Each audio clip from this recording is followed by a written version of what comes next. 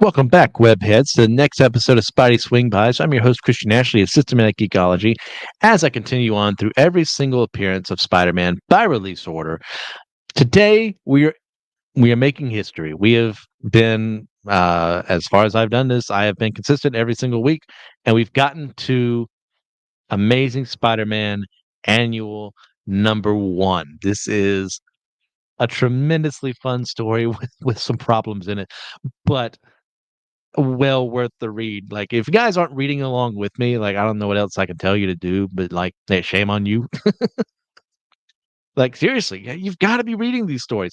I not if you don't like Spider-Man, I don't know why you're here, but if you love him, like, find a way to get access to these, and just enjoy what is one of the best comic runs of all time with Lee and Ditko, and one of the best characters ever made, the best character ever made, in my opinion.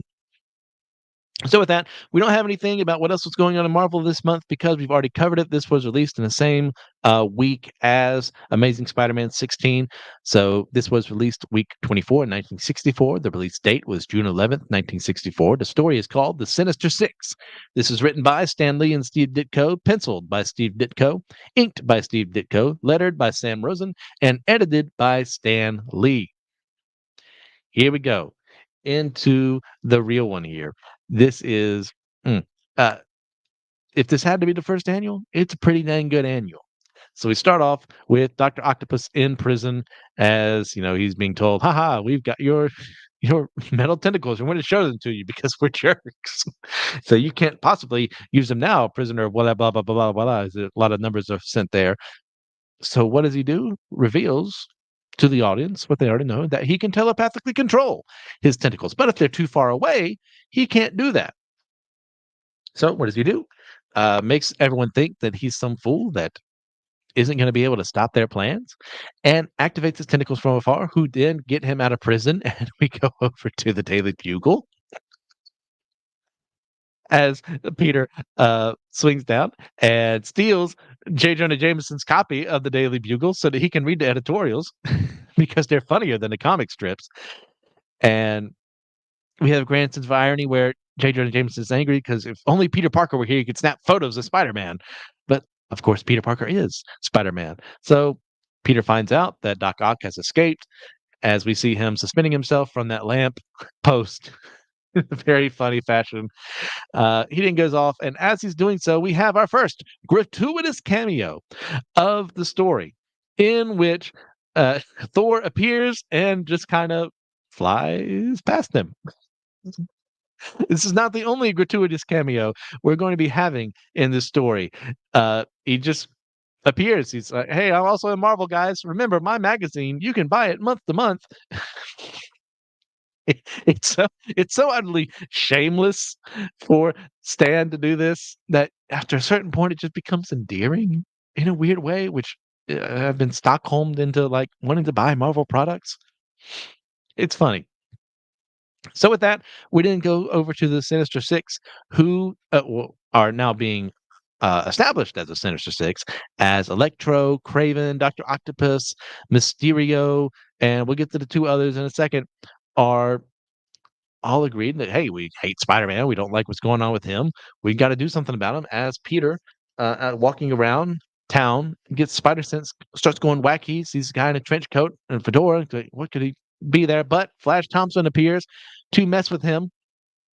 And he's angry because once again, Peter is hanging out with Liz Allen, who he still thinks is his girlfriend, while Peter is in a pseudo sort of relationship with her and Betty at the same time. It's very terrible. As stated before, Peter is not the greatest human being in the world when it comes to how he treats the women in his life, especially this early on, which we've established before is because, hey, he's never really had this before, so now he's got this power and he's not using it responsibly. Imagine that.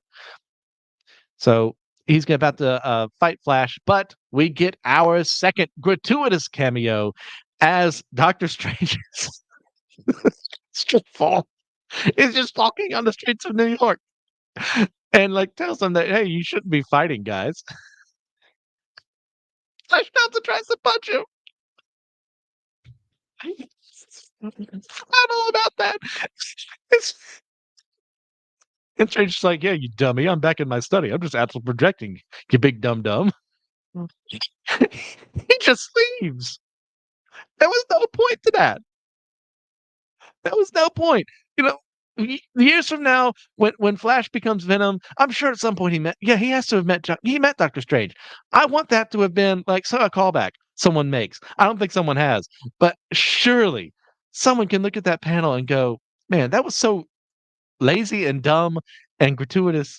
Gratuitous is gonna be our word for the day. Like, I've gotta reference that. Like, you have to. But in the midst of this convenient plot device, Peter is able to escape from Flash, suit up as Spider-Man, and track down the guy. Unfortunately, though, he stands over a grate, and the clothes just kind of drop, which he finds especially strange and naturally so. Like, what is going on here? And that's that. As we learned that that person was the Sandman who had been contacted by Doctor Octopus. Peter tries to find out who it is unable to do so, so he just goes and leaves. As he watches Aunt May from inside the building and looks at her and realizes that, hey, like, I'm Spider-Man and all that, but he he doesn't deserve any of this. Like, especially since he's partially to blame in his own mind, and to an extent, he's true in thinking so. He's responsible for Uncle Ben's death, and he flashes back to how he could have stopped the robber that caused the situation, and that guilt is kind of overwhelming him. And as a result of this, he will learn his powers stop. His spider sense doesn't go off. He trips and he falls, and he barely catches on to uh, whatever flagpole. Yeah, and just kind of is helplessly like grabbing onto it, wondering how he's going to get down from there. As we get our next gratuitous cameo with the Fantastic Four, just in a pogo plane, just going around doing Fantastic Four stuff, and they all notice Spider-Man there. Like, uh, Johnny talking about how he's swell-headed, and once again, big head kind of scenario, and Reed's like, "Ah, you better not interfere. He's a real lone wolf." And the things like, yeah, there's too many superheroes in this town, and this comic is definitely an example of that. And Sue's just like, "Don't worry, Ben. People will always be able to recognize you," which she means well, but also with Ben Grimm, it's not really fair to say that about his appearance. But I'll talk to Sue just not thinking her words straight here. And Spider-Man's like, "Oh, wow, they definitely didn't think I was just in a life or death situation there. They must thought I was just clowning out here as usual." And he barely makes it to the building and barely kind of scooches himself over to prevent himself from dying, hides from people because you can't really see Spider-Man not using his powers. They're going to go something funky. The only thing he needs is for the Daily Bugle to say "Spider-Man powerless" on the front page. So he gets back home, sees Aunt May, and she can tell that there's something wrong with him. He looks a little pale. And he's like, "No, no, no, I've just been studying too hard." Like, Peter doesn't want to bother her with anything. It's very true to him, him being that I'm hiding a lot of things from you right now. So he's going to go off to sleep. And he's realized, hey, my powers are gone. Like, am I just a normal teenager again? Like, what do I do next? Like, what am I supposed to do with this newfound information? And as that is happening, his villains are scheming. Doctor Octopus is telling them, "Hey, like, here's something we all can do." As the Vulture has joined in to finish the roundup of the Sinister Six, and how, hey, we've all been beaten by Spider-Man when we fought him alone, but what if we all work together? And as you'll find, they work together, but they don't work together in this comic, which I'm sure would have been a massive uh, way for them to actually win this fight. But for the sake of the comic, it's okay. This is younger Peter. He wouldn't have been able to take them all 6-on-1. So I'll give Stan that. So how was it decided who will fight him where? Uh, Being gentlemen, these villains, these costume supervillains, they all draw lots out of a hat, essentially. And with that, they all have the locations they're supposed to go to. And that's that for them. Uh, if you can't tell, I'm laughing because I love the ridiculousness of the story. It's it's so much fun. It's these are high stakes, but there's a goofiness that can only come from this point in history in Marvel and Stan and Steve's writing that you just have to look at it and go, "Man, that's ridiculous. That makes no sense whatsoever for them to be doing it this way." But it's an engaging and fun story. So yeah, while there may be plot holes in how characters act, it's fine because it still works. So they all agreed to head out. The next day, an unsuspecting Peter Parker listlessly toys with his breakfast as Aunt May is wondering how he's upset. He says he's not hungry, and he leaves. And she kind of recognizes, hey, he's a young boy. He's not able to confide in older people, but she knows it's a part of his youth that he doesn't go to the people that he could talk to. And she just left there wondering, what can I do for my poor nephew, this boy that is really my son? And and she's wondering to herself, like, it can't be because of his grades, like he's the top student in class. And she wonders, well, maybe it's about Betty, which, to be fair, given how he's treated her and what she's seen of them, yeah, it kind of makes sense. So she's probably going to go out and see her. And the other kids in class, Liz and Flash, and some of them will eventually get names along the way, notice that Peter isn't at school and he never skips school.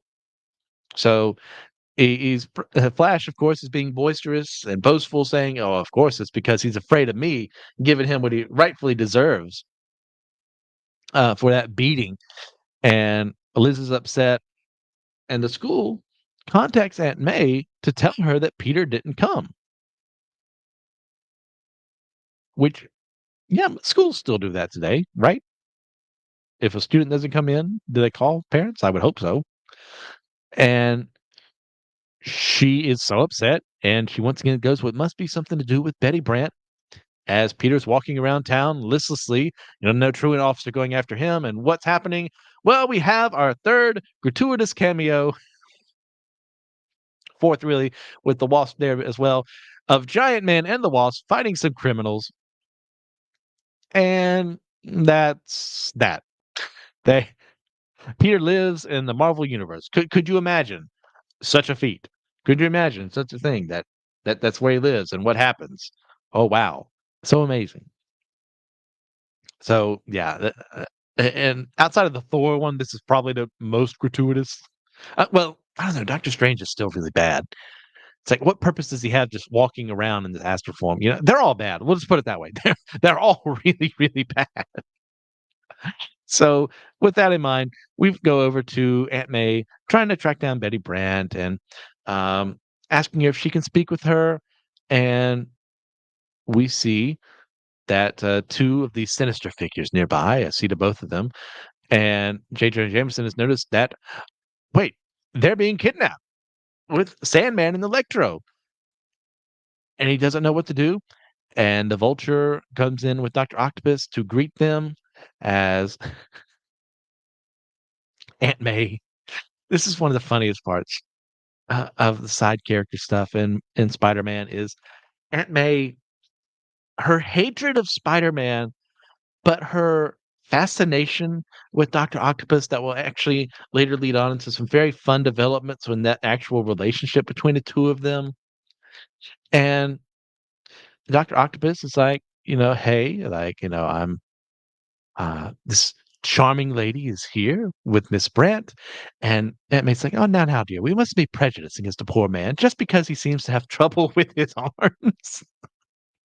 And he doesn't sit down and be comfortable. Meanwhile, J. Jonah Jameson is all flummoxed, and he's upset that Peter's aunt and his secretary have disappeared.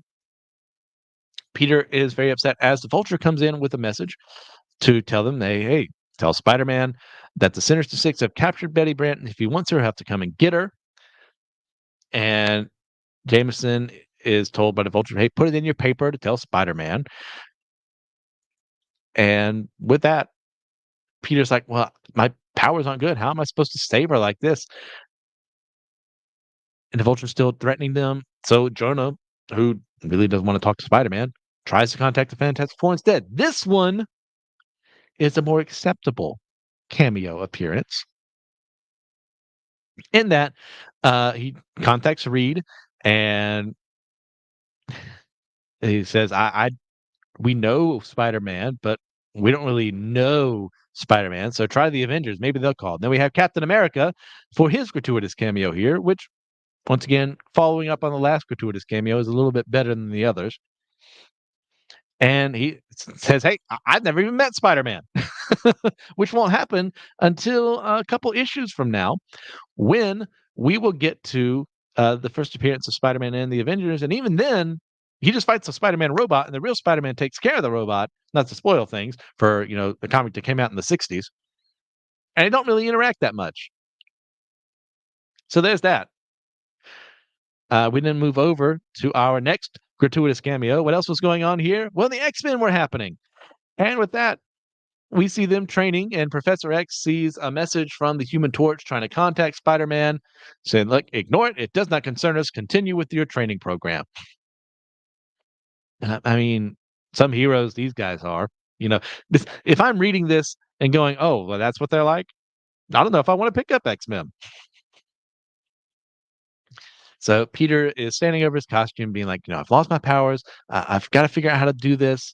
And he decides, like, "Hey, I'm going to go out anyways, and hopefully find a way out of this." As he confronts Electro, fights with him, and in the process of the fight, has regained his powers because he went out there and he fought, and he got over a bit of his grief and a bit of his misunderstanding, and he figured out it's a bit of it's kind of psychosomatic. That's why he was acting this way. As we get there are going to be several more of these really great. What could have easily been one panel turned into an entire page of Spider-Man fighting his villains. These are the money shots. These are why you're buying these annuals. And he takes down Electro in this way, finds the information to the clue of what's going to happen next, and we get our next gratuitous cameo as Iron Man appears, and they were. Oh, I should have mentioned they were at a Stark Enterprises facility, which would be why this would make sense why he would show up, alarm tripping and stuff like that. And Iron Man explains that he came there because he heard about what was going on, but Peter, being young and brash, does not accept his help. This is not the only time he'll do this in this issue. The Fantastic Four are contacted by Jonah again, but they haven't located Spider-Man yet. The thing tells Sue to tell Jonah, "Hey, tell that nut to hang up. This ain't the missing persons bureau." Oh, I love the thing. And so Spider-Man goes off to fight off his second opponent and realizes that person is indeed Kraven the Hunter, who has some leopards to surround Spider-Man. As we get the next money shot, excellently drawn here by Ditko, of Spider-Man fighting those leopards and Kraven the Hunter at the same time. So much fun, so well done here, and manages to take them down in this process. Kind of not relatively easy, but enough to where he's already got the note, and he just leaves Kraven there. Like he doesn't even like web him up; he just leaves. And then that causes him to meet up with the Human Torch, or he's finally realized earlier, like I said, that this whole thing must have been psychosomatic, uh, brought about by the guilt of Uncle Ben's death. And that's such a useful plot device for him to lose his powers. It's a believable thing to see a young man like him suffering from this. And the Human Torch talks to him about how, "Hey, I just want to talk to you about what's going on here, and I want to offer you my help." Like they've teamed up a couple of times. So you think if anyone would be able to convince him, it would be him. But at the same time, if anyone was also going to make things worse, it would be Johnny, because the two of them just are at loggerheads with each other. They just can't stop fighting. And it's one of the funniest parts of their early relationship that has continued on. Like they way they are way better buddies now. But still, it's that the two of them bickering back and forth is always just perfect Marvel funny. And at this point in time, Spider-Man denies him the ability to help him, says, "I just want to do this on my own." We go back to Doctor Octopus, who has realized that Spider-Man is moving on to his you know, third location, and he goes to talk with Betty Brant and Aunt May. Tells him, "Sorry, I've been such a poor host, neglecting you charming ladies this way, but I had some very urgent matters to attend to. And now I hope you like this Danish pastry with your coffee." And Aunt May's such a charming gentleman. It's a pleasure to meet someone with such good manners nowadays. When they're on, they're on. They're on fire right now. With their characterization for Doctor Octopus, he's not just a megamaniacal loony. Like he's got some charisma to him, and he a way to manipulate people. And Aunt May's falling for it, hook, line, and sinker. Betty, of course, knows better, but that's how it is. So Spider-Man suddenly meets the X-Men. What could it be? Well, it turns out these X-Men are none other than robots created by Mysterio. So Spider-Man's first real meeting with the X-Men is him fighting their robots. So there's that. Were you looking forward to that? There you go. He would actually meet them later on, in the X-Men proper. It was like 35, I think. I have to look it up again. It's on my list, that I have for what comics we'll be covering.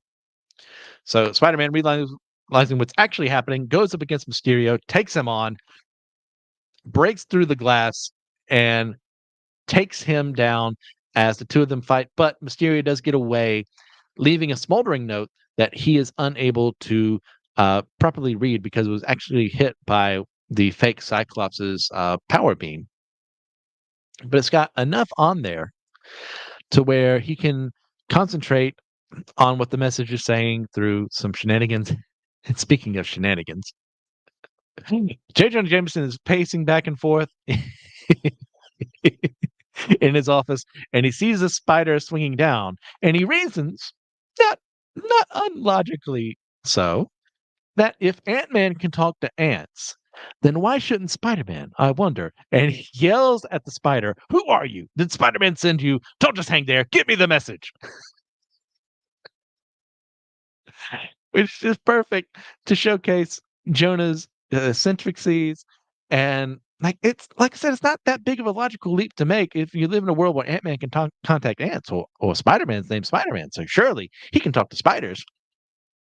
But everyone else is calling him a big old nut for what's going on here as Spider Man gets to the next note where Sandman is. And the two of them tussle for a bit. We get another great full page of Spider-Man fighting against him, and in the process, he has entered an escape-proof iron cell inside with Sandman. So the two of them in such close quarters battle one another. We go back to J. Jonah Jameson, who is trying to figure out what's going on. Spider-Man is able to eventually take down Sandman in this process long enough for him to escape, and then he fights the Vulture, there by the latest clue.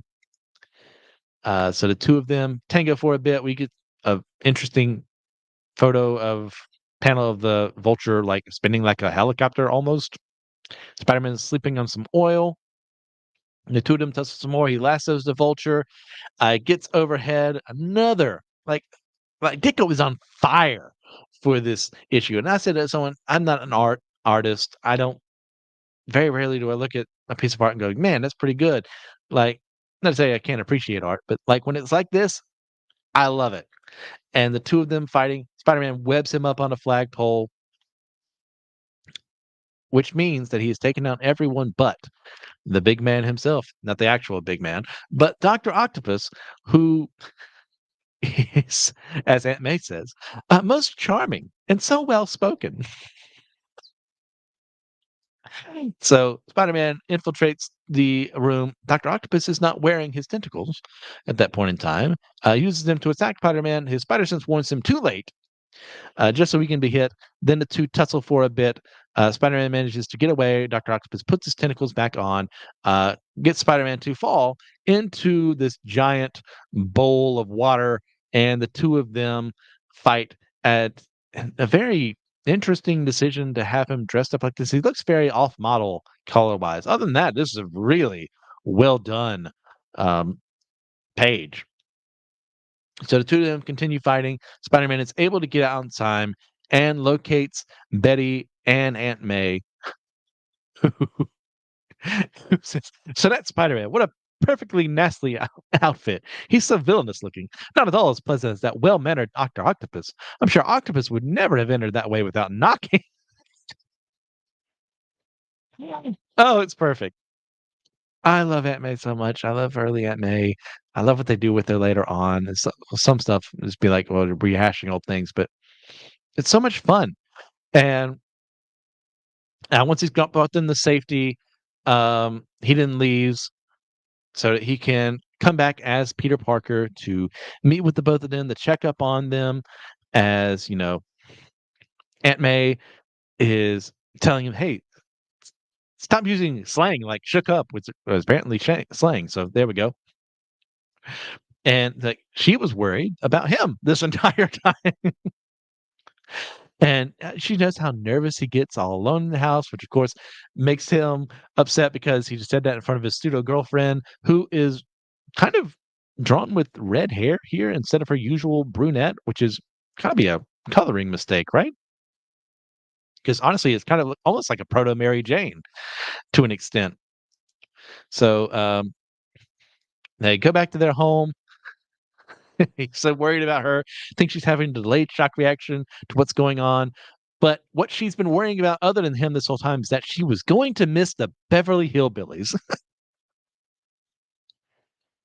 But I'm sure that nice Doctor Octopus would have let her watch the show if she had just explained it to him because he's such a nice guy. And they're both okay because now they realize that's what she was upset about. She's fine. She's not traumatized by it. She gets angry at him again for using more slang, points a finger at him. But Peter's just fine. But because they're both okay, he's okay, and all that matters is that they get to hang out. The Human Torch then talks to J. Jonah Jameson, tell him that Spider-Man beat the Sinister Six. Jonah looks at him and says, "Get out of here. You costume freaks should be outlawed." Ever since Spider-Man entered my life, even my ulcers have ulcers. Fantastic writing, fantastic panel. And we didn't get our final panel of the Sinister Six in prison together. A very poor decision, but perfect for a comic to have that in mind, as they've all been beaten by Spider-Man. And Doctor Octopus is trying to say, "We'll do it this time. We'll do it differently this time around." They're like, "Ah, shut up. We're not taking orders from you." And that's that. We didn't go. I'm not going to cover these. We go through Spider-Man's greatest foes. They're literally every single villain Spider-Man has fought, from Doctor Doom to the Living Brain to the Enforcers, the Green Goblin. Then we get into the secrets of Spider-Man. Now, not all of these we're going to cover. How we know he's came from the spider that was irradiated. Then we go to this panel. You've probably seen it before of him lifting some weights and how Peter Parker is still a teenager and not quite reached full maturity yet. So at this point in time, Peter is able to lift about 10 tons. And later on, that number will increase. And at this point in time, he is one of the strongest characters in Marvel. You see the Thor, Hulk, and the Thing back there. They're obviously way stronger than him. But as far as the weight classes go, he's very close in line to them, comparatively speaking. You also get how, he's able to cling to walls, and no matter how smooth it is, he's able to cling to it. So there's that. See him leaping around, able to use his webbing in ways like it shows how he's able to web up the Fantastic Four, which we saw in Amazing Spider-Man #1. The way he's able to utilize it in very creative ways, which is one of the best parts about the webbing. Outside of like being able to swing around, he could use it as a shield, a parachute, a safety net, so many other ways that are like so fun and entertaining that a lesser writer would just make into a plot convenience instead of like being a smart person like Peter is. He can actually do such things easily. And we get an explanation of his spider sense, his costume. We get some nice little vignettes about his people he works with, his classmates, his house, the different heroes that he has guest starred with, and that's it for Amazing Spider-Man Annual #1. A fantastic story. This is a 9.5 out of 10. Were the cameos gratuitous? Absolutely. Was the story engaging? Absolutely. This is so much fun. This is Spider-Man near his peak of the early parts of his career, taking down all the members of the Sinister Six one by one. You get some nice characterization for Jonah, for Betty, and Aunt May. Great characterization for the villains. This is a worthy story of being read. If you have not read this story, I highly recommend that you do. And with that, next time on Spidey Swing-Bys, we'll be covering Amazing Spider-Man 17, where Spider-Man teams up with the Human Torch to fight a returning Green Goblin. And we learn, once again, the worst thing you can be in Marvel is a coward. So that's that. So until next time, webheads.